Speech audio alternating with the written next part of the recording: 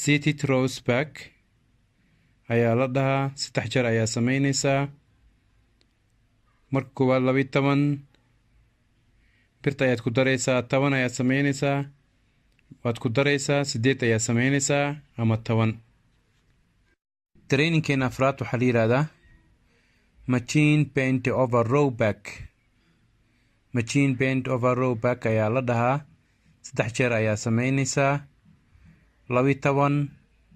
10 8 ama 10 12 ayaad ku bilaabaysaa